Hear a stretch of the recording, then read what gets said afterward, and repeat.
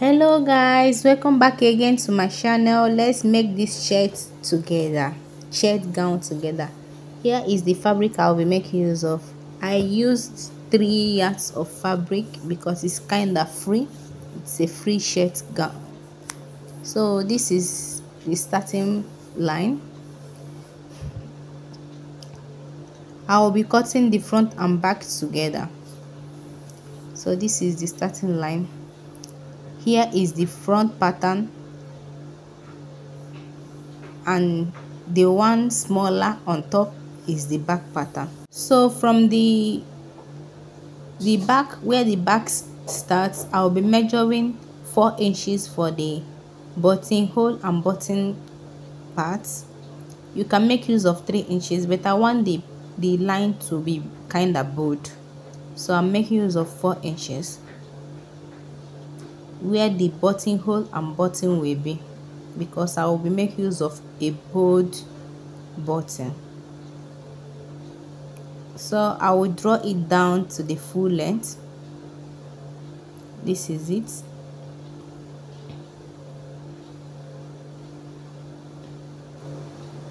So the next thing I will be marking is the shoulder from the back pattern.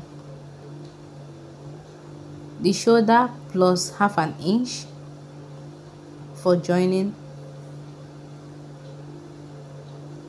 from the back pattern, not from that 4 inches that you added, please. So on the shoulder, I'll come down by 1 inch for the shoulder slant. So from that back pattern, as you can see where my tape is starting from, I mark 3 inches by 1½ inch. This is for the back neck. So from there, I'll come down by 3 inches for the front neck. So 1.5 for the back neck and 3 inches for the front neck.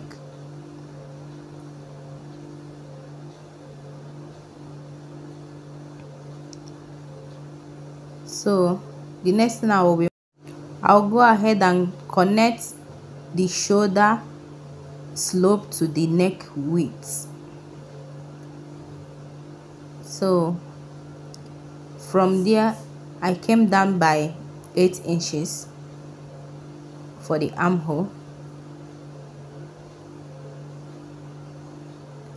So on that armhole being the chest line, I'll go ahead and insert the bust measurements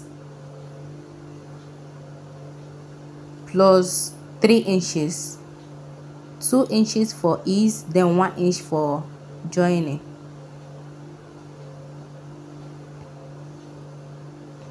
So I went ahead to mark shoulder line here so that I will connect it to the armhole. So I will make a curve. No need of French curve here because the shoulder is kinda big. It's a free gown. So from the shoulder, I will go down to my full gown length and make use of 43 inches for the full gown length.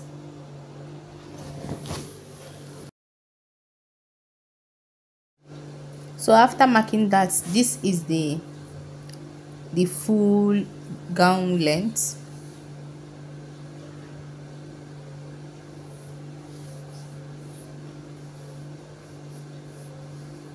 So the next thing I will be inserting is from shoulder, I'll come down by 24 inches the hip length. So on that hip length, I'll be inserting the hip measurements plus 3 inches, that is 2 inch for ease and 1 inch for seam allowance. So I'll go ahead and connect it this way. Then exactly what I have on the hip, I will be placing it on the full length. Remember, I'm not measuring from that 4 inches that I added. I'm only measuring from the back where the back starts. The 4 inches that I added is for buttonhole and button.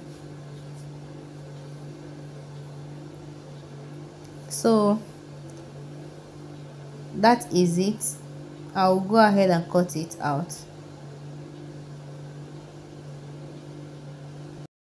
So while cutting, don't forget to notch where your 4 inches for the buttonhole and button starts. So this is me taking up the back pattern to cut out the front neck. Then I went in to notch it.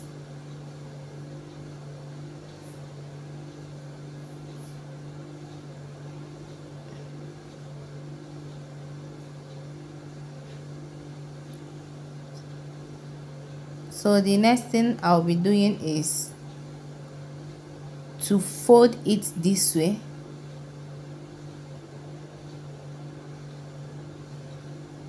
This is it.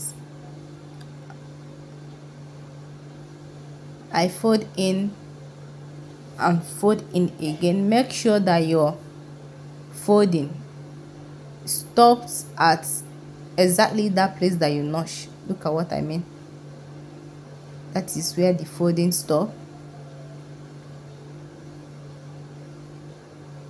Exactly that place that I notch.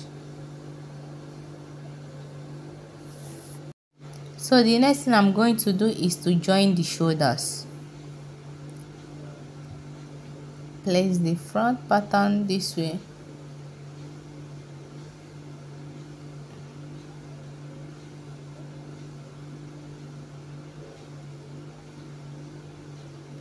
Make sure that the buttonhole and the button places are overlapping. So for the sleeve, I'll go ahead and cut the regular sleeve, adding 2 inches, 1 inch for ease and 1 inch for joining.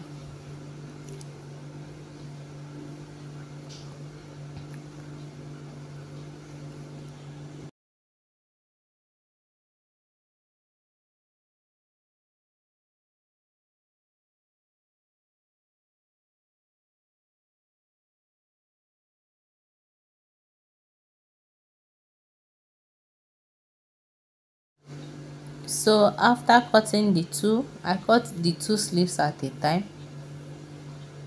I will go ahead and fold the down part this way, double folding. I went ahead to join the sleeve to the armhole part. So this is how it's looking like. So the next thing is to join the sides, starting from the sleeve down to the full length. Then after doing that on the both sides, so after joining the side, you use the material, cut out a stripe and bias the neckline.